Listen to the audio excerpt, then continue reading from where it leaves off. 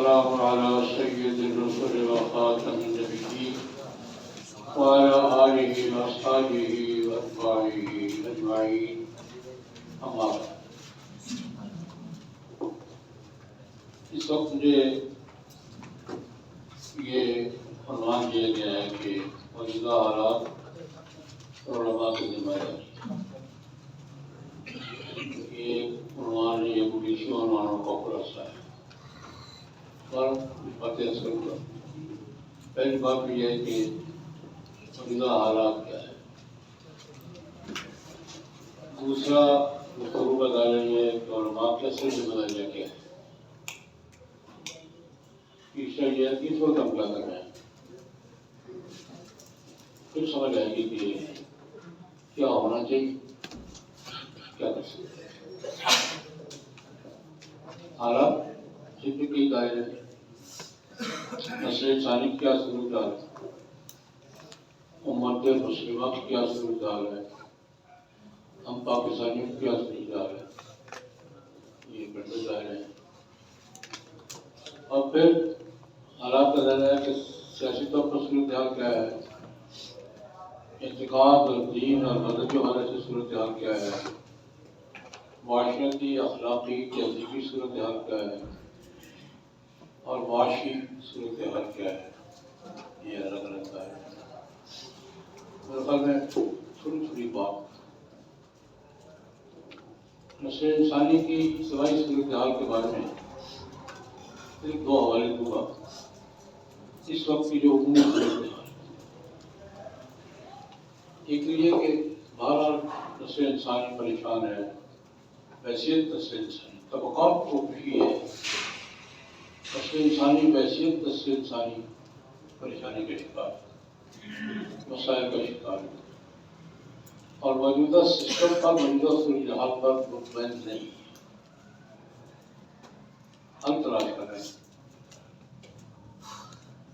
اس حل کے تلاش کرنے کی ایک دائرہ میں آپ کو کوئی پیدا کرنا چاہوں گا کہ امریکہ کی بعض یونیورسٹیوں میں وہ دنیا کی موجودہ صورتحال پر اور آنے والی صورتحال پر بحث و تبصرہ چاہیے. کیا ہوا ہے، کیا ہو رہا ہے، کیا ہونے جا رہا ہے. کچھ پروفیسر حضرات یہودی ہیں، عیسائی ہیں، مسلمان بھی ہیں، اسٹڈی کرتے ہیں. اور اسٹڈی میں بات کا مصور رکھتا ہے. وہ ایک بند سامنے آئے گا تو سمجھ آئے گا اس کو دنیا کی صورتحال کیا ہے. ان میں سے ایک پروفیسر ہیں، عیسائی ہیں، امریکن ہیں، اور امام ابو منصور ماتریدی پہ پی ایچ ڈی کرتے ہیں. بات سمجھ آئے کس پر؟ امام ابو منصور ماتریدی رحمہ اللہ تعالی، جو ہمارے اہل سنت کے علم کلام کے ائمہ میں سے ہیں. امام ابو الحسن اشعری اور امام ابو منصور ماتریدی علم کلام کے امام ہیں عقائد کی تعمیرات میں. اور ہم حنفی زیادہ تر ماتریدی کی ہیں. ہم حنفی جو علم کلام سے بات کرتے ہیں تو زیادہ تر ماتریدی ہیں. جب وہ امام ابو منصور ماتریدی پر پی ایچ ڈی کر رہے ہیں اور امریکہ کی انٹرنیشنل یونیورسٹی میں. جب یونیورسٹی یہ بات ہے کہ یہ جب جو ریسرچ کرتے ہیں نا، نقل نہیں کرتے، ریسرچ کرتے ہیں. میرا ٹی سیوں سے میرا واسطہ کرتے ہیں. ہماری ترجیح دو باتیں وہاں نقل کر دی، وہاں دعا سے نقل کر دی، پی ایچ ڈی کا مغالط ہے. یہ ریسرچ کرتے ہیں. اس اب چونکہ ہمارے امام ہیں امام ابو منصور ماتریدی رحمۃ اللہ علیہ، اور سوالات اس کے ذہن میں ہیں. اس حوالے سے اس کے ذہن میں کچھ اشکالات تھے، وہ بہت سے لوگوں سے مل رہا تھا. اسی نے میرا نام تو بتا دیا. اس کے بعد جو ہے ایک دن میرے پاس ملے، 2 سال پہلے کی بات. ٹھیک ہے، پھر یہ وہ منصور ماتریدی پہ میں علمی کام کر رہا ہوں، ریسرچ کر رہا ہوں، اور ایک سوال ذہن میں پھنسا ہوا ہے، اس کا حل نہیں ملتا. شاید آپ سے مل جائے. ایک رات میرے پاس گئے. میں نے کہا ٹھیک ہے میں آپ کے سوال کی بات کروں گا جو سمجھ میں آ گیا مجھے میرا بھی ایک سوال ہوگا. کراس میرا سوال بھی ہوگا. اس کا سوال یہ تھا غور سے سنے اور باغات بالخصوص. اس نے کہا علم کلام میں ابو الحسن اشعری متقدم ہیں. ان کا تو ایک کارنامہ ہے کہ انہوں نے معتزلہ کا مقابلہ کیا ہے اور معقولیات عقائد کی تعبیرات میں اس وقت کی معقولات کو سامنے رکھتے ہوئے اہل سنت کے عقائد کا دفاع کیا ہے اور ثابت کیا ہے. یعنی اس طرح سے کہ معتزلہ کا مقابلہ ابو الحسن اشعری نے کیا ہے اور اس کا کریڈٹ ہے. یہ بات درست ہے. معتزلہ عقلیات کی بنیاد پر اس کا انکار قبر کا عذاب قبر کا انکار فلاں کا انکار فلاں کا انکار یہ ان کا مقابلہ دو آدمی نے کیا ہے. روایت کی دنیا میں امام احمد بن حنبل جس جو مرضی پڑھے بار نہیں مانو گا حدیث سناؤ. اب احمد بن حنبل اسی کو کہنے تھے نا حدیث رسول خلق کے قرآن کے پاس حدیث لاؤ قرآن پاک کی آیت لاؤ نہیں مانو.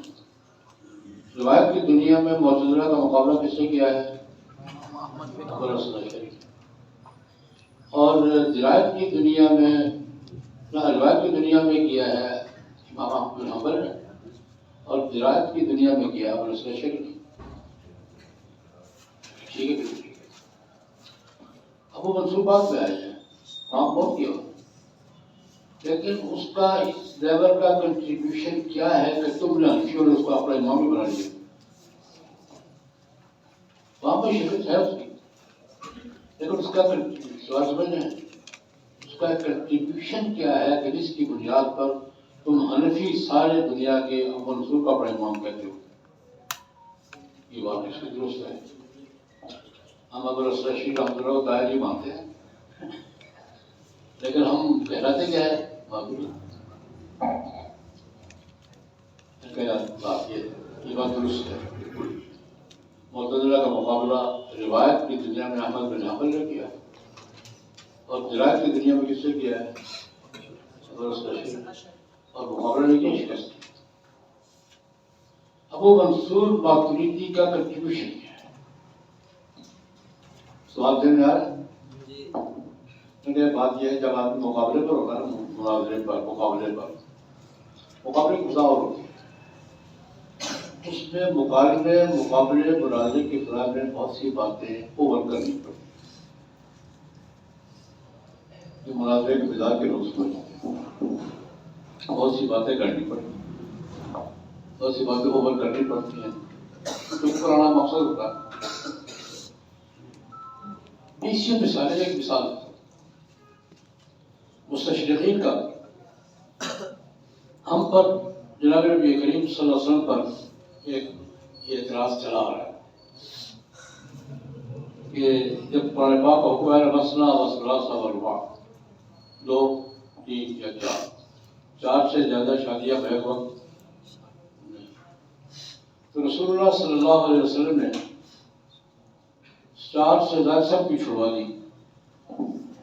6 والے کی 2 چھڑوا دی 8 والے کی 4 چھڑوا دی 10 والے کی 6 چھڑوا دی.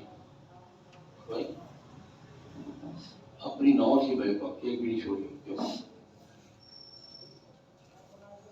یہ مستشرقین کا سوال آج تک ہم پر کھڑا ہے. اپنی 9 کی اگلی بات بھی کہ لا الہ الا اللہ کا 9 سے آگے آپ نہیں کر سکتے میں تبدیل نہیں کر سکتے. لا الہ الا اللہ کا نشاء من بعد ورام تبدل بیننا من الواد والواد وقصر آپ لوگ بدل نہیں کر سکتے اور آپ اس سے بعد نیا نکاح میں یہ پابندی لگی ہے لیکن 9 کی 9 کیوں نہیں ہے 4 کیوں نہیں. اس پر بات چل رہی ہے جو آواز ہوتے ہیں سوال ہوتے ہیں. ڈاکٹر حمید اللہ صاحب رحمۃ اللہ علیہ ہمارے بر صغیر کے بڑے فقیرین میں سے بڑے اہل علم میں سے انہوں نے اس کو 96 کی بات ہے اپنے ایک مضمون میں لکھ دیا کہ اردو نے بھی 5 چھوڑ دی تھی 4 کی لکھ دیا 5 چھوڑ دی تھی چار چھوڑی کیسے جی کو ازواج شرف قرار دیتے آن ریڈی وائف اعزازی بیوی ازواج شرف آن ریڈی وائف اعزازی بیوی پانچ کو اعزازی بیوی قرار دے دیا تھا پریکٹیکل عمل چار رکھ لی فارمس کے کس نے چھوڑا کیا ہوا ڈاکٹر بھیترا بھی چھوٹا آدمی بہت بڑی اپنے وقت کے بڑے اہل علم میں کیا کہیں گے ڈاکٹر صاحب اس پر ہم ہمارے پاکستان میں سے دو آدمی نے تھی مولانا یوسف قریشی صاحب ہوتے تھے پشاور میں بابا صاحب نصر والے انہوں نے اپنے سارے میں ہم نے اپنا شریعہ میں کیا ڈاکٹر صاحب کہتے ہیں کس نے چھوڑی کہاں چھوڑی کیا ہوا ہم ہے نیا بیٹا کھول دیا ڈاکٹر صاحب کا جواب آیا خط میرے نامو عمر ڈاکٹر صاحب یار میں نے تو مستشرقین کو جواب دینے کے لیے یہ بات کہی ہے جواب میں نے بات بولا تھا بعض جواب دیتے ہیں بعض جواب بناتے ہیں یہ بنایا جانے والا جواب میں نے منہ بند کرانے کے لیے میں نے کیا ہم نے لکھا میں نے کہا ڈاکٹر صاحب میری آپ کی بات ہو تو 10 جواب ملے رسول اللہ صلی اللہ علیہ وسلم کی بات ہے ہمیں حضرت نہیں ہو رہی ان کو کیسے ہوگی ڈاکٹر صاحب نے معذرت کی رجوع کیا بدبو نے کہا غلطی ہو گئی مجھ سے لیکن جو میں نے بتایا کہ جواب میں بہت سی باتیں کرنی پڑتی ہیں میں نے کہا کہ اب بات یہ ہے ابل اسرا شریف کا مقابلہ تھا بہت خوب مقابلہ کیا میں ان کی خدمات سے ان کی عظمت سے کوئی کھانے والے پایا نہیں لیکن ابل اسرا شریف کو جواب کے ماحول میں کچھ باتیں عمر کرنی پڑی تھی ان کو آ کے ابو منصور نے بحث یہ بات اتنی نہیں اتنی ہے یہ بات یوں نہیں یوں ہے جی انڈرسٹینڈ بات سمجھا ٹھیک ہے اس کا سوال میں نے میرا سوال یہ ہے کہ یار میں معافی لیے اس وقت میں نے 45 سال سے پڑھا رہا ہوں ہم جو باقریتی علم کلام پڑھانے والے مدرسین ہیں ہم میں سے 90% کو پتہ نہیں وہ تھا کون جو منصور مسیحی کا بارٹرا کسی کو معلوم ہے کہاں کا تھا کیسے کہاں پڑھا کس کا بیٹا تھا کس کا باپ تھا کیا تھا پتہ نہیں امام تھا بس تجھے ابو منصور کی قبر پہ کون لے گیا ہے مجھے اس کی قبر کا راستہ کس سے بتا ہے مجھے یہ سمجھ نہیں آ رہی امریکہ کا واقعی ہے امریکن پروفیسر ہے ڈیلی یونیورسٹی میں پڑھاتا ہے اور ابو منصور ماتریدی میں PhD کرتے اس کی خبر پہ لے کر کم گیا ہے اس آدمی پہ ریسرچ کرو میرا سوال سمجھ آیا اب اس نے کہانی سنائی وہ کہانی سنانے کے لیے میں نے تمیز بات دی اس نے کہا امریکہ کے کچھ پروفیسروں کا گروپ ہے مختلف یونیورسٹیوں کے ہم اسٹڈی کر رہے ہیں گزشتہ 15-20 سال سے کہ آنے والے دور میں کیا ہوگا یہ ایک بات ہم یہ اپنی ریسرچ سے طے کر چکے ہیں کہ مذہب سوسائٹی میں واپس آ رہا ہے پچھلی 2 صدیاں مذہب سے بغاوت کی صدیاں تھیں یہ صدی مذہب کی طرف واپسی کی صدی کے وسط تک اس کا بھی خیال یہ تھا میرا بھی 1 صدی کے وسط تک مذہب دوبارہ رول کرے گا سوسائٹی پر اچھا اب ہمیں یہ کون سا مذہب کرے گا مذہب سوسائٹی میں واپس آ رہا ہے مذہب سوسائٹی پہ حکمرانی کرے گا پھر ایک دفعہ کون سا آئے گا کچھ میں نے دیکھا کہ جس مذہب کے پاس اس مذہب کے آسمانی مذہب کی بات جس مذہب کے پاس اپنے پیغمبر کی وحی اور پیغمبر کی تعلیمات محفوظ حالت میں موجود ہے وہی آئے گا دو چیزیں ضروری ہیں وہی اوریجنل حالت میں موجود ہو بغیر تو بدل کے اور مذہب والے پیغمبر کی تشریحات تعمیرات اور اس کا پریکٹیکل اصلی حالت میں موجود ہو وہی مذہب آئے گا تو اوریجنل ہی آئے گا نا پیراڈول کھانیاں تو اصل کھانی پڑے گی یہ اب طے کیے بیٹھے اسلام آئے گا یہ دوسرا مرحلہ ہے اسلام ہے۔ تیسری بات، اسلام میں ہمارے مذہب مزاج کے لوگ کون ہیں؟ اسلامی شخصیات ہیں۔ ہماری مغرب والوں کے ایک اپنی نفسیات ہیں، چائنا کی اپنی نفسیات ہیں، یورپ کی اپنی نفسیات ہیں، پاکستان کی اپنی نفسیات۔ ہماری نفسیات، ہماری ضروریات کو کون سی شخصیات پوری کرتی ہیں، تاکہ ہم ان کو اسٹڈی کریں۔ تو ہم نے 18-20 شخصیات اسٹڈی کی۔ نام لیا ہم نے، رازی پہ کیا ہے، درویش پہ کیا ہے، ابن عبدالسلام پہ کیا ہے، ابن سینا پہ کیا ہے۔ یہ بہت سے لوگوں پر اسٹڈی کر رہے ہیں۔ میں نے کہا تمہاری ضروریات کیا ہیں؟ تین چیزیں: روایت، درایت اور وجدانیات۔ روایت میں بھی مکمل ہو، درایت تفقع اور استدلال استدلال سے پکا ہو، اور وجدانیات قلبی کیفیات کی تصور اور بھی ٹھیک ہو۔ یہ مغرب کی اصطلاحات ہیں: روایت، درایت اور وجدانیات۔ صورت کیا ہے؟ اندر کا کنیکشن بھی ہو، میسج سسٹم بھی ٹھیک ہو اس کا۔ تین بات اس پر یہ بات ہے کہ اس نے 18-20 شخصیات پر اسٹڈی کی ہم نے، یہ ہمارے ان میں ہے۔ ابن تیمیہ پہ کیا ہے، ابن رشد پہ کیا ہے، ابن عبدالسلام پہ کیا ہے، ابن سینا پہ کیا ہے، ہم نے غزالی پہ کیا ہے، رازی پہ کیا ہے۔ اب ہم آخری مرحلے میں کہ ان تینوں باتوں میں، ان سارے بزرگوں میں یہ باتیں پائی جاتی ہیں، لیکن بیلنس کہاں ہے؟ کسی میں روایت کا غلبہ ہے، کسی میں درایت کا غلبہ ہے، کسی میں وجدانیات کا غلبہ ہے، کسی میں نمک زیادہ ہے، کسی میں مرچ زیادہ ہے، کسی میں ہلدی زیادہ ہے، کسی میں گھی زیادہ ہے۔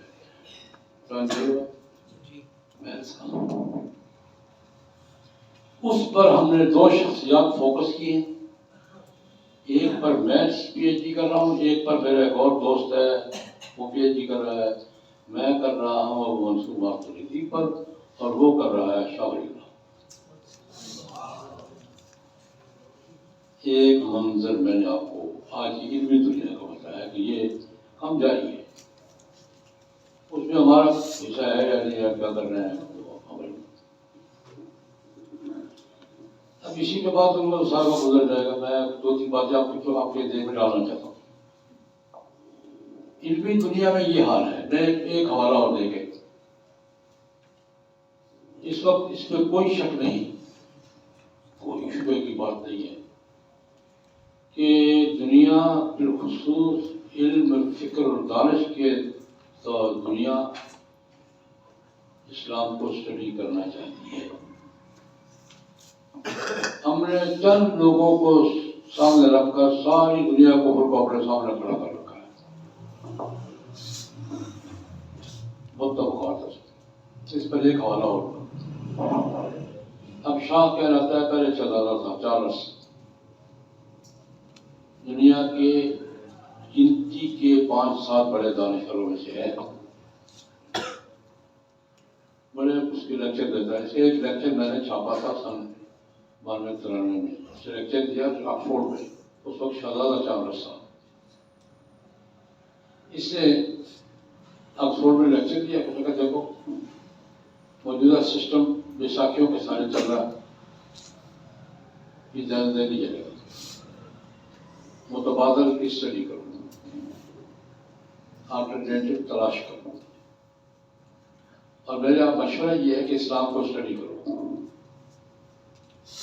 اس کا یہ لیکچر ریکارڈ پر ہے، بتایا کہ میں آپ کو وہی کروں۔ آلٹرنیٹو کیا؟ ماضی کے طور پر نہیں، آلٹرنیٹو ماضی میں ہوتا ہے، مستقبل میں ہوتا ہے۔ آلٹرنیٹو کے طور پر، متبادل کے طور پر مستقبل کے لیے اسلام کو اسٹڈی کرو، اب بطور سسٹم آف لائف، نظام زندگی کے طور پر اسٹڈی کرو۔ لیکن میرا مشورہ یہ ہے کہ اسلام کو بطور متبادل نظام کے، بطور سسٹم آف لائف، نظام حیات کے اسٹڈی کرتے ہوئے 2 باتوں کو بھول جائیں۔ ہمیں ہمارے بڑوں نے اسلام کے بارے میں کیا بتایا ہوا بھول گئے. ہمیں ہمارے بڑوں نے اسلام کے بارے میں کیا بتا رکھا ہے اس کو. اس وقت مسلمان کیا دکھائی دے رہے ہیں بھول گئے. اسلام کو اسٹڈی کرو اوریجنل سورسز. اسلام کو ماضی کے حوالے سے اسٹڈی کرو اوریجنل سورسز سے، پرانے لوگوں کی تعلیمات سے، اور پھر خصوص اندلس کی مسلم معاشرت سے. اندلس کی مسلم معاشرت یہ میں نے دوسرا والا دیا ہے. اس نوعیت کے کو 8-10 اور میرے ذہن میں کتاب لگایا کھڑا ہے، میں نہیں بات کی. اس وقت اسلام کی طرف، اسلام کو اسٹڈی کرنے کی طرف دنیا کی فکر و دانش کا ماحول متوجہ ہو رہا ہے. سوال یہ ہے کہ ہم ان کو ان کی فریکوینسی میں کچھ کہنے کو تیار ہیں. ہم جہاں بھی بات کرتے ہیں اپنی فریکوینسی میں کرتے ہیں، اپنے لہجے میں کرتے ہیں، اپنی زبان میں کرتے ہیں. وہ ان کے لیے اجنبی ہے. میں یہ بات یہی کہ ہماری سب سے بڑی ضرورت کیا ہے اہل علم کے دائرے میں، جو اہل فکر ہیں، اہل دانش ہیں، کہ آج کی دنیا کی تہذیبی فکری ضروریات کو سمجھیں اور ان فکری اور تہذیبی ضروریات میں رہنمائی کا ماحول پیدا کریں. لیکن رہنمائی کا ماحول سادہ سی زبان میں آج کی فریکوینسی میں 100 سال پہلے کی فریکوینسی میں نہیں. ہم اپنا لہجہ بدلنا ہوگا، اپنی گفتگو کا لیول بدلنا ہوگا. ایک چھوٹی سی مثال سے بات سمجھا دوں. ایک گروپ تھے میرے کزن سے، بہت ہو گیا اللہ پاک کرام کرے، تعلیم کا زمانہ تھا. وہ شہر میں جمعہ پڑھا کر تو مجھے ایک دن لے گیا، مجھے تقریر سنا، جمعہ پڑھا ان کے پیچھے واپس آیا. میں نے کیسی تقریر کی ہے؟ میں نے بیڑا غرق کیا ہے. میں یہ کی تقریر کی تھی، میں نے بیڑا غرق. میں نے 2 دن محنت کر کے تقریر کی ہے. میں نے کیا کیا؟ وہ بیچارے لوہارا تو جرمن میں لوہا کوٹنے والا بازار ہے، وہ سارے لوگ کچھ لوہا کوٹنے والے. آپ نے وہاں تقریر کی ہے، یہ چیز بھی شرط شہ کے درجے میں ہے، یہ نام شرط شہ کے درجے میں ہے، یہ قضیہ کا سالبہ بڑھیا ہے، یہ مجھے بہت اچھی آتا ہے. خدا کے بندے فرشتوں کو پتہ نہیں سارا دیا کیا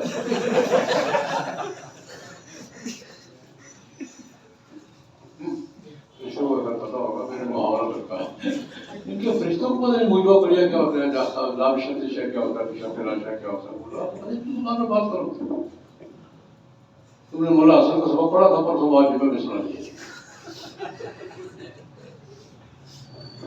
سمجھ میں آئی. ہم اپنے لہجے میں بات کرتے ہیں، کسی کے بلے کچھ نہیں پڑتا. ایک چھوٹی سی مثال ہو دیتا ہوں. کوئی بڑا صاحب فکر صاحب علم آدمی آ جائے، تقریر کی ہے، ہمارا نقصہ کا زبردست تقریر کی ہے، کمال کر دیا، پٹے پاک تھے، مٹی فریز کر دی. کیا کی سمجھ نہیں.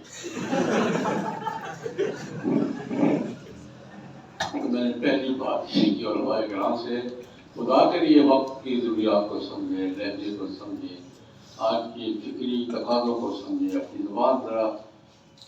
اور اگر اگلی بات کریں گے، ایک بات کہتے ہیں،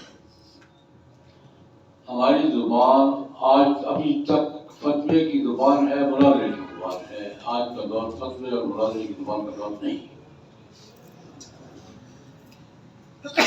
ہم بات کیوں فتوے سے کرتے ہیں؟ جس کی اصلاح کرنا چاہتے ہیں اس کو گمراہ کہہ کے اس کی اصلاح کرتے ہیں. نہیں ہوتی.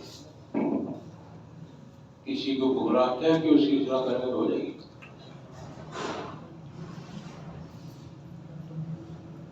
کسی کو احساس دے. ہمارے والد محترم حضرت مولانا محمد سرفراز خان صفدر قدس اللہ وسلم العظیم کبھی کبھی موج پاتے تھے، بڑی کام کیا کسی کام نہیں ہوتی. دیکھو ایک بات عام فرمایا کرتے تھے، جس سے بات کر رہے ہو اس کو صرف یہ احساس دلا دو کہ تم اس کی ہمدردی میں بات کر رہے ہو، سمجھانے کے لیے کر رہے ہو، تمہاری ہر بات سنے گا. اگر اس کے ذہن میں یہ بات آ گئی کہ اس کو تھریٹ کر رہے ہیں اور اس کی توہین، کوئی بات نہیں. یہ بات سمجھ میں آتی ہے. آج ہمیں نئی نسل کا سامنا ہے. نئی نسل کے بارے میں ہمارا عام جملہ کیا ہوتا ہے؟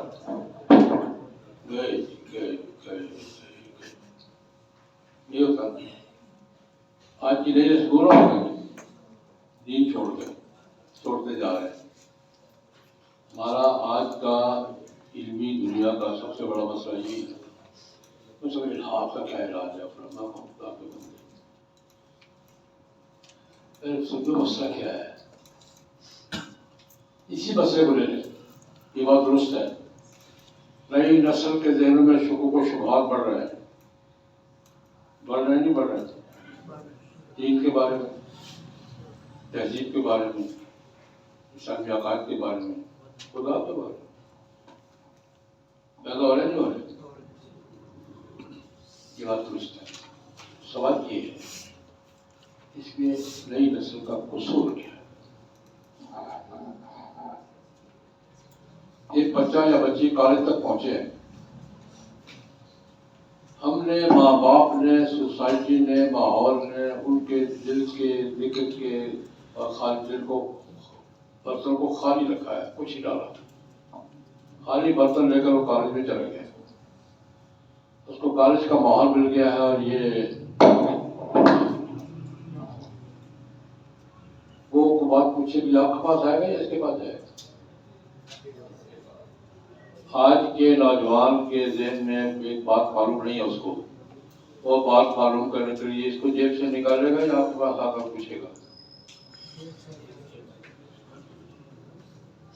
یہ اس کو جواب دے گا یا نہیں دے گا؟ غلط دے، صحیح دے گا، دے گا تو صحیح. گوگل بازی کون سی بات نہیں بتاتی. گوگل بازی سے پوچھے گا تو کوئی بات کسی سوال کا نہ کرے گی، صحیح ہو یا غلط ہے. دل برتن اس کا خالی ہے اور اس کا برتن بھرنے کے لیے یہ اس کی جیب میں ہے. اس نوجوان گمراہ ہوا ہے یا ہوئی ہے، اس میں اس نوجوان کا قصور کیا ہے؟ اس کا کیا قصور؟ اس کو گمراہ کر کے کیوں؟ قصور ہمارا ہے. دین کی بیسک ایجوکیشن اس کے پاس نہیں ہے، اس کا قصور ہے. لڑکے کا قصور ہے، اس کے پاس دین کی بنیادی معلومات نہیں ہے. دین کی بنیادی تعلیم اس لڑکی کے پاس نہیں ہے جو کالج میں ایسے پڑھ رہی ہے، یہ اس کا قصور ہے. ماں باپ کا قصور ہے، میرا اور آپ کا قصور ہے. اس کے بعد اگر وہ اس ماحول کی وجہ سے گمراہ ہو گیا تو اس کا نہیں تو کیا قصور ہے؟ پھر اگلی بات، اب وہ بیچارے اسی کے ماحول کو دیکھ کر ایک ذہن میں اشکالات پیدا ہو گئے. وہ کس سے پا آئے گا؟ تلاش کر تو مولوی صاحب کو تلاش کرنے بات آ گیا. مولوی صاحب یہ بات سمجھ میں نہیں آ رہی اور میں بات شروع ہی ڈانٹنے سے کروں گا تو اس کے بدلے کیا پڑے گا؟ بس سنا کرو یہ پروگرام میرے کہنے سے رک جائے گا؟ کیوں گمراہ ہوگی باتیں سنتے ہو؟ چھوڑ دے گا. میں نے یہاں سے بات شروع کرنی ہے یا فتوے سے بات شروع کروں؟ بےمان ہوگا، کافر ہوگا، گمراہ ہوگا. یہاں سے بات شروع کروں گا میں، یا اگر جواب دوں گا تو میری اپنی اسٹڈی چونکہ نہیں ہے تو وہی بات کروں گا. کسی نوجوان کے ذہن میں پیدا ہونے والے اشکال پر میرا جواب ڈانٹ کا ہوگا یا ادھورا ہوگا؟ اس کا شک دور ہوگا یا پکا ہوگا؟ میں سوچ رہا ہوں. اپنی اسٹڈی میری ہے نہیں، اس کو میں ادھورا جواب دے رہا ہوں، بول بول جواب دے رہا ہوں، تو پکا ہے. اس کا تو ذہن جہاں سے مطمئن ہوگا اس کی بات سنے گا. اسے اس سے بلا نہیں کہ وہ کس مدرسے کا فارغ ہے، مدرسے کا فارغ ہے بھی یا نہیں ہے، اس کی فریکوینسی میں بات کر رہا ہوں. آج کے جتنے متجددین ہیں پچھلی پوری صدی کے دیکھ لیں، جنہوں نے اپنے حلقے بنایا، کیوں بنایا ہے؟ سادہ رہنے میں بات کرتے ہیں، نوجوانوں کے ذریعے سطح پر بات کرتے ہیں، ان کو الجھانے جو مسائل الجھائے ہوئے ہیں ان کی ضرورت کے مسائل پہ بات کرتے ہیں اور بات میں پہن کر دیتے ہیں۔ ایک بات میں نے اپنے حلقے میں جھگڑے کی بھی تھی، کوئی مسئلہ پیدا ہوا ہے، ہم وقت لگا دیتے ہیں، سوچیں گے یار دیکھیں گے، کسی نے رائے دے دی ہے اور رائے دی ہے لوگوں کے ذہنی سطح پر، میں ابھی سوچ رہا ہوں تو مجھ سے پہلے کوئی ذہن بن جائیں گے یا نہیں بن جائیں گے؟ اب میں دفاعی پوزیشن پہ کھڑا ہوں، ایک مسئلے پہ ہم نے رائے نہیں دی، ایک دوسرے سے ڈرتے ہوئے ہم رائے کیوں نہیں دیتے؟ ایک دوسرے سے ڈرتے ہوئے ہم رائے نہیں دیتے، اسٹڈی نہیں ہے۔ یہ خلا کون پر کرتا ہے؟ متجددین، کسی کا نام لے لیں۔ جو جواب پہلے ملے گا فریکوینسی میں ملے گا وہ جواب سے ملے گا نہیں ملے گا۔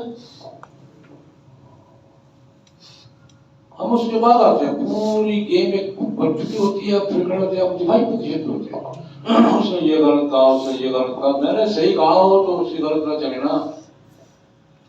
تازہ ایک مسئلہ سن لو، ابھی کرنٹ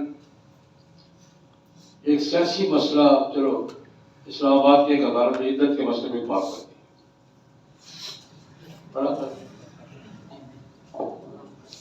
میں اس وقت سے چیخو پکار رہا ہوں، ٹویٹ بھی کر رہا ہوں، پیغامات بھی لوگ مفتی آنے کے رہا اپنی رائے دو، علمی بنیاد پر، سیاسی بنیاد پر نہیں۔ عدت میں نکاح کے مسئلے پر اسلام آباد کی عدالت نے جو فیصلہ دیا ہے، جس دن سے فیصلہ میں روزانہ چھیڑ رہا ہوں تو اپنی رائے دو۔ آپ خاموش ہیں، اس خاموشی کی ایک وجہ پولیٹیکل ہے یا نہیں ہے؟ اسی وجہ سے کہ ہمارے پاس اسٹڈی کے لیے وقت نہیں ہے کہ ہم اس کو مسئلے کو دیکھیں۔ مجھے ایک بنتا جا رہا ہے، آج کل ہم نے لاہور میں مختلف ہمارے فورم ہے، ملٹری مجلس شریف پاکستان، علماء کرام میں مختلف اوقات ہم نے رائے دی اور ایک کمیٹی کا ہم بات کریں گے کسی پوزیشن کیا ہے، مشترکہ رائے دیں گے اس پر۔ آج میری ایک بہت بڑی شخصیت ہے، اس نے میرا وہ میسج پڑھ کے میرا شکریہ ادا کیا کہ وہ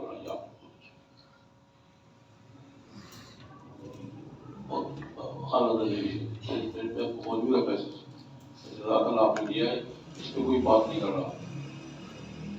ہم بات نہیں کرتے، کرنے والے کر دیتے ہیں، ذہن بن جاتا ہے، آپ دماغ میں کرتے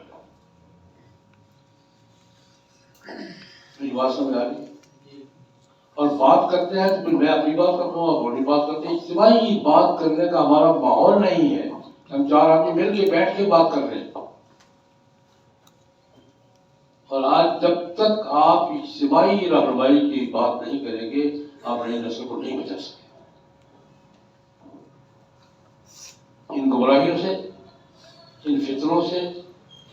آپ نئی نسل کو بچا، آپ کو اجتماعی وقت پر وقت تین باتیں ہیں، پر وقت رہنمائی فراہم کرنا ہوگی، ان کی فریکوینسی میں فراہم کرنا ہوگی، اور اجتماعی رائے فراہم کرنا ہوگی، شخصی یا مسلکی رائے نہیں چاہیے۔ اگر نئی نسل کو بچانا ہے تو ہمیں اپنا نظر تبدیل کر رہا ہوں۔ ایک تو چلو یہ بات بہت لمبی ہو گئی، مجھے اتنی لمبی بات نہیں کرنا چاہتا تھا، صرف یہ توجہ دلانا چاہتا تھا کہ آج کی فکری اور علمی ضروریات کو محسوس کریں اور روایت کریں۔ دوسری بات، اس وقت ہم ملک میں سیاسی طور پر کس مقام میں کھڑے ہیں؟ 47 سے شروع ہو گئے، کتنے سال ہو گئے؟ 76 سال، 70 سال ہو گئے۔ ہم آج تک دیکھیں ہماری حالت یہ ہے کہ ہم آج تک اپنے ٹریک پہ نہیں ہیں. ہماری قومی زندگی اب تک اپنے ٹریک پر نہیں ہے. ہم یا امریکہ ٹریک پر، اور اب اگر ٹریک بدلنا چاہتے ہیں تو اپنے ٹریک پر نہیں، کسی اور ٹریک پہ جانا چاہتے ہیں.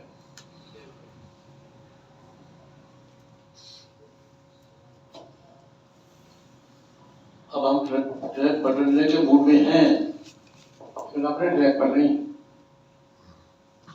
کیا کیا اور آج ہماری حالت یہ ہے کہ ہم اپنے قومی فیصلے خود نہیں کر پا رہے. ہمیں ڈکٹیشن ملتی ہے، اس ڈکٹیشن پر ہماری پارلیمنٹ قانون پاس کرتی ہے، ہماری اسٹیبلشمنٹ کو چبلی بناتی ہے، ہمارے سارا بیوروکریسی پر عمل کرتی ہے. ہمارے تمام معاملات ڈکٹیشن پہ چل رہے ہیں. تو وہ ڈکٹیشن بھی ان سے جن کے خلاف نعرے لگاتے ہیں. کیا وہ میر کا کیا شعر ہے؟ میر کیا سادہ ہے بیمار ہوئے جس کے سبب، میر کیا سادہ ہے بیمار ہوئے جس کے سبب، اسی ابدار کے لوٹنے سے سوال ہے. ہم اپنے مسائل کا حل بھی ان سے پوچھ رہے ہیں جنہوں نے الجھائے ہیں. ہم اپنی آزادی کی رائے بھی راستے ان سے پوچھ رہے ہیں جنہوں نے ہمیں جکڑ رکھا ہے. ایک بات تکلیف ہی کی ہے، ہم سے تو یہ برداشت نہیں ہو رہا کہ ہمارے پڑوس میں کچھ لوگ غریب اپنی رائے پہ آ گئے کہ ہم اپنی مرضی کریں گے، کس کی نہیں سنیں گے. ہم سے وہ برداشت نہیں ہو رہے ہیں.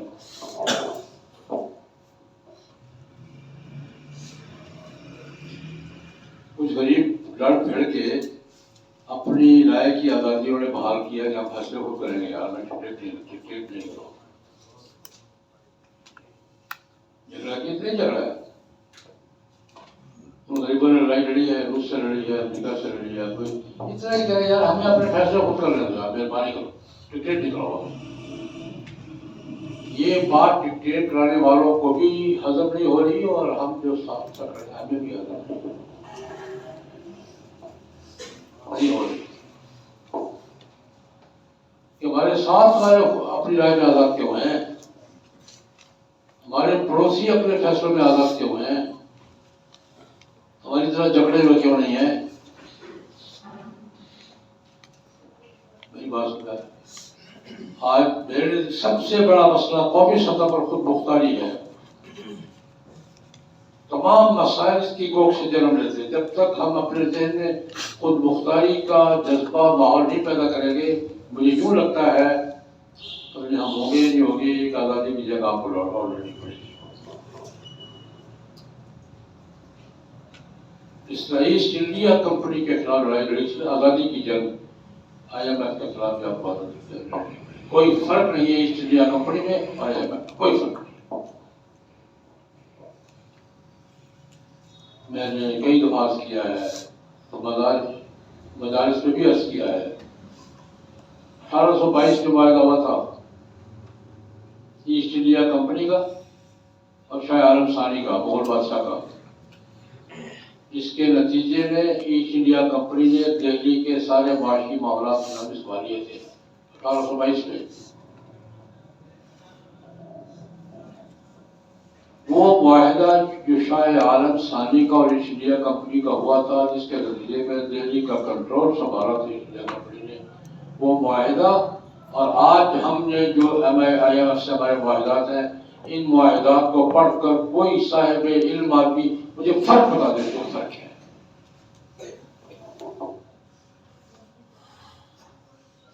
میں نے ایک یونیورسٹی میں گیا اسٹڈی کرا، مجھے نہیں فرق نظر آ رہا. کوئی بتا دو گا تمہارا شکریہ ادا کروں گا کہ تم نے 1822 کے معاہدے میں اور 2024 کے معاہدے میں کوئی فرق بتا دو مجھے، تو میں آپ کو شکر گزار ہوں گا کہ یہ وہ معاہدہ اور صحیح ہے. ابھی ایسٹ انڈیا کمپنی کے پاس نام بدل رہا ہے ایسٹ انڈیا کمپنی کا.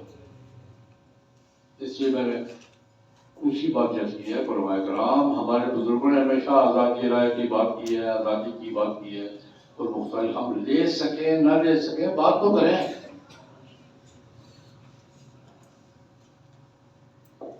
اپنی لائن تو نہ تبدیل کریں. ہماری لائن وہی ہے شاہ عبد العزیز والی, شیخ الہند والی, امیر شریعت سے تعالی شاہ بخاری والی, حق والی. ہمیں اپنی لائن سیدھی رکھنی چاہیے, علمی لائن, فکری لائن. یہ اگر یہ لائن ہم سے چھوٹ گئی تو سب کچھ چھوٹ گئی, کچھ نہیں رہے گا ہمارے پاس. اگر ہم اپنے بزرگوں کی یہ لائن خدا نہ خاصہ چھوڑ گئے تو ہمارے پاس نہ سوچنے کے لیے کچھ رہے گا, نہ کرنے کے لیے ملازم ہوں گے. 100 سال ایسٹ انڈیا کمپنی کے رہے ہیں, 90 سال برٹش گورنمنٹ کے رہے ہیں. اب آئیے تو میں نے دوسری گزارش بھی کی ہے, اپنی ذہنی آزادی, فکری آزادی, اس کو بحال رکھنے کی کوشش کریں. اپنا ذہنی لیول نہ نیچے گرنے دیں, اپنا ٹارگیٹ نہ گرنے دیں. میں ایک بات اور میں شامل کر رہا ہوں, ہمارا مزاج کیا ہے. کل اسلام آباد میں نشست میں گیا, نبی کریم صلی اللہ علیہ وسلم کا ایک واقعہ کر دیتا ہوں. ہجرت کا مشہور واقعہ ہے. ہجرت کر کے نکلے تھے, جناب نبی کریم صلی اللہ علیہ وسلم تھے, حضرت صدیق اکبر تھے, ایک وہ رہنما تھا, ہمارے خاتون تھے, 2-3 آدمی کا گروپ تھا. چھپتے چھپاتے جا رہے تھے, مین روڈ پر نہیں جاتے تھے, چھپتے چھپاتے جا رہے تھے.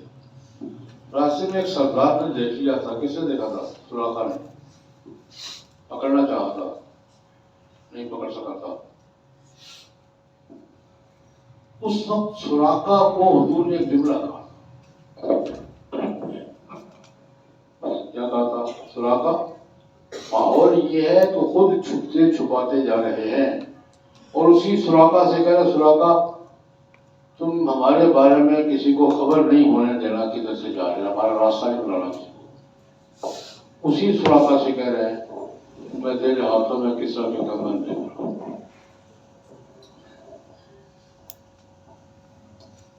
اس سراقہ سے حضور یہ فرما رہے ہیں کہ اس راستے پہ ہمارے پیچھے نہ لگنا کسی کو, مخفی رکھنا, ہماری سرگرمیاں ڈالنی کسی کو. اسی سے کہہ رہے ہیں میں تیرے ہاتھوں میں کیا دیکھ رہا ہوں, اس وقت کی سپر پاور بادشاہ کے قدم. کیا مطلب؟ جناب نبی کریم صلی اللہ علیہ وسلم نے ہمیں سبق دے دیا ہے, حالات کتنے بھی سنگین ہوں اپنی منزل نگاہوں سے اوجھل نہیں ہونے دیں. حالات بدلتے ہیں, بگڑتے ہیں. حالات کیا کیا جا رہے ہیں, کن حالات میں کیا بات کریں, اور ہوئی پوری نہیں ہوئی, تو بات پوری ہوئی کہ نہیں ہوئی. حضرت عمر رضی اللہ عنہ کے زمانے میں وہ بھی ایک واقعہ کر دیتا ہوں. ایران فتح ہوا, فارس کا شکست ہوئی, غنیمت کے مال آئے.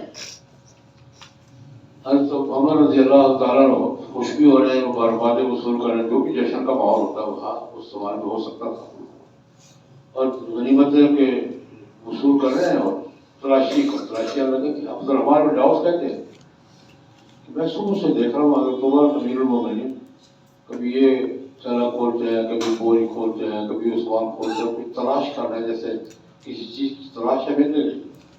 سارا دن گزر گئے, پریشانی پڑ رہی ہے, اور ساتھ یہ کہہ رہے ہیں نہیں یہ نہیں ہو سکتا, یہ نہیں ہو سکتا, یہ جملہ کہہ رہے ہیں. اگلا دن پھر میں نے کہا کیا ہوا, خیر تو ہے؟ کل سے آپ لگے ہوئے ہیں, سامان کی بار بار تلاشیاں لے رہے ہیں, کبھی اس کی کبھی اس کی, یہ نہیں ہو سکتا, یہ نہیں ہو سکتا. چھوڑ 30 دن حضرت عمر اسی کام میں جائے, پریشانی بڑھ رہی, بار بار یہ کہہ رہے نہیں یہ ممکن نہیں ہو سکتا. ایک سپاہی آیا, سلام عرض کیا, میں فارس کی فوج میں سپاہی تھا, فارس اپنی فوج میں واپسی پر راستے میں بیمار ہو گیا، گاؤں میں 2 دن ٹھہر گیا تھا علاج کے لیے. اب مدینہ پہنچا ہوں اور یہ ایک امانت ہے آپ کی. یہ غنیمت کے مال میں سے میرے پاس تھے. الٹی کھولی تو سونے کا کنگن کس طرح کے. حضرت عمر نے کہا یہی میں تلاش کر رہا تھا کہ حضور نے فرمایا تھا کس طرح کے کنگن سراقہ کو. میں دیکھ رہا تھا کہ حضور نے فرمایا کنگن نہیں مل رہے. یہ کیسے ممکن ہے کہ حضور فرمائے اور کنگن نہ ملے؟ یہ سپاہی لایا ہے. اس زمانے میں تو شاہر نہیں ہوتے تھے. حضرت عمر نے جملہ کہا، آنکھوں میں آنسو آ گئے. فرمایا جس قوم کے پاس ایسے جانبدار سپاہی ہو اس کو کون شکست دے سکتا ہے؟ کہاں سے اٹھا کے لایا ہے اور کیا اٹھا کے لایا ہے اور کیسے پیش کر رہا ہے. اکثر ہمارے جواب نے کہا نہیں امیر المومنین یہ بات نہیں ہے. جس قوم کے امیر آپ جیسے جانبدار ہو گے سپاہی.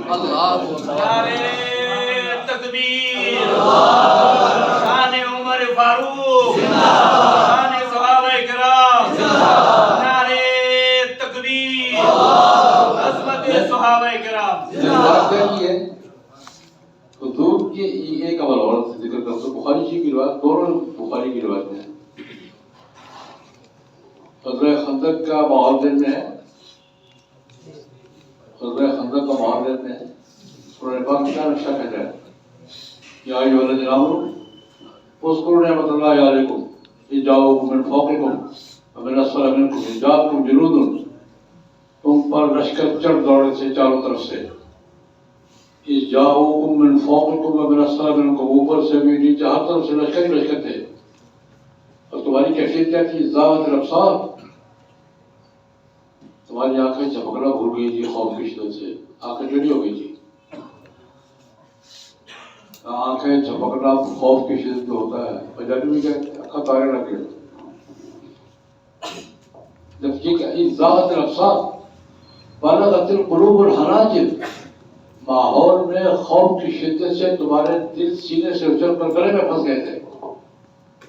تظنون باللہ ظنونا، اللہ کی مدد کے بارے میں گمانوں کا شکار ہونے لگے تم. ہنالک ابتلی المؤمنون، مومنوں کو آزمائش پہ ڈال دیا گیا تھا. وزلزلوا زلزالا شدیدا، مسلمانوں کو ہلا کے رکھ دیا گیا. یہ غزوہ خندق کا واقعہ بڑے بات بیان کر رہا ہے.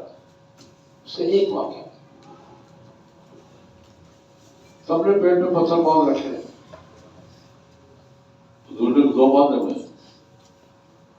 کھدائی ہو رہی ہے. کھدائی میں ایک جگہ چٹان پھنس گئی ہے، ٹوٹ نہیں رہی. وہ گروپ جو کھدائی کر رہا ہے تو چٹان ڈال گئی دنیا میں، ٹوٹ نہیں رہی. نبی کریم صلی اللہ علیہ وسلم کی خدمت میں یا رسول اللہ کی چٹان نہیں ٹوٹ رہی. چلو دیکھا، کدال اٹھائی، ایک ہی طرف سے چٹان ٹکڑے ٹکڑے ہو گئی. لوہا پتھر سے ٹکرایا تو چمک اٹھی. نبی کریم صلی اللہ علیہ وسلم کہ مجھے اس چمک میں اللہ پاک نے کیسر و کسریٰ کے محلات دکھائے. اور ایک روایت میں البیت الابیض کا لفظ بھی ہے، مجھے وائٹ ہاؤس دکھایا ہے. البیت الابیض کا ترجمہ کیا ہے؟ اللہ پاک نے اس چمک میں کیا دکھایا ہے؟ وائٹ ہاؤس دکھایا ہے. کیسر و کسریٰ کے محلات دکھائے ہیں. سوچئے ماحول کیا ہے، کیا کہتے ہیں، کس کیفیت پہ کیا بات فرما رہے ہیں. یہ معجزہ ہے ہی، لیکن سبب بھی ہے کہ حالات کتنے ہی خراب کیوں نہ ہوں، اپنا ٹارگٹ نگاہوں سے ادھر مت بڑھ دو. میں یہ گزارش کر رہا ہوں کہ ہمیں اپنے مشن، اپنے بزرگوں کا ویژن، اپنی جدوجہد، اپنا ٹارگٹ ذہن میں رکھنا چاہیے. حالات موافق ہوں تب، ناموافق ہوں تب. ہمارے ہمیں کاروان کے لوگ ہیں، ایک مشن کے لوگ ہیں. کیفا متفق نہیں ہے. माहौल के लोग नहीं हम, वैसे हो गया होगा ना, एक लाइन है हमारी। हमें अपने बुजुर्गों के मिशन को, अपने अकाबत की लाइन को हर वक्त जेहन में, टारगेट क्या है?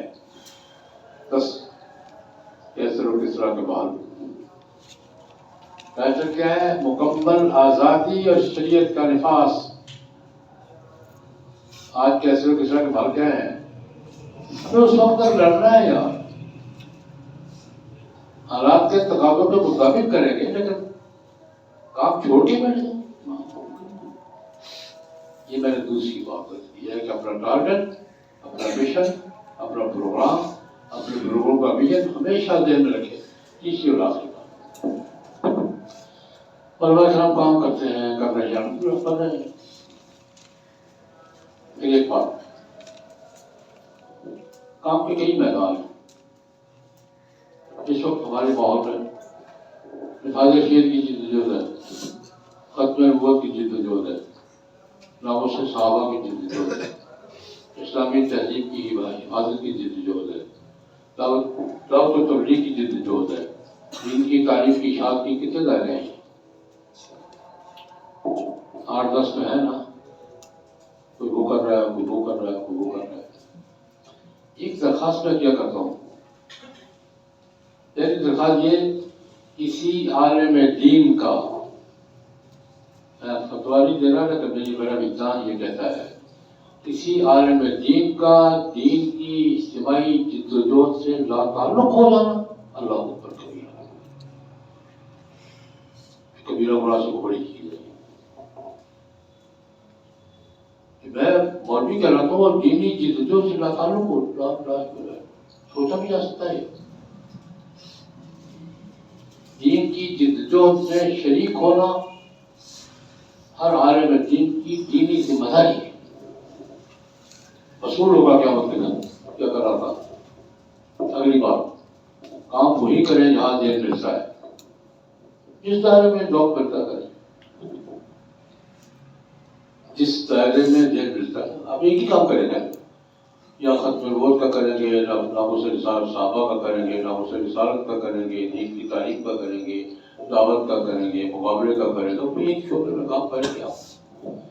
काम वही करें जिसमें आपका ज़ौक़ लगता है, लेकिन दूसरे दीन के किसी काम की नफी नहीं करें, मजाक नहीं उड़ाएं, इस्तिहज़ा नहीं करें, इस्तिग़फ़ाफ़ नहीं करें। ये बात मत करें मैं तो दीन का काम को वक्त ज़ाया कर रहा हूँ। हमारी बीमारियों में से बड़ी बीमारी ये है कि मैं जो काम कर रहा हूँ वो तो दीन है, बाकी सारे फजूल वक्त है। गलत बात, ये सारे दीन के काम है।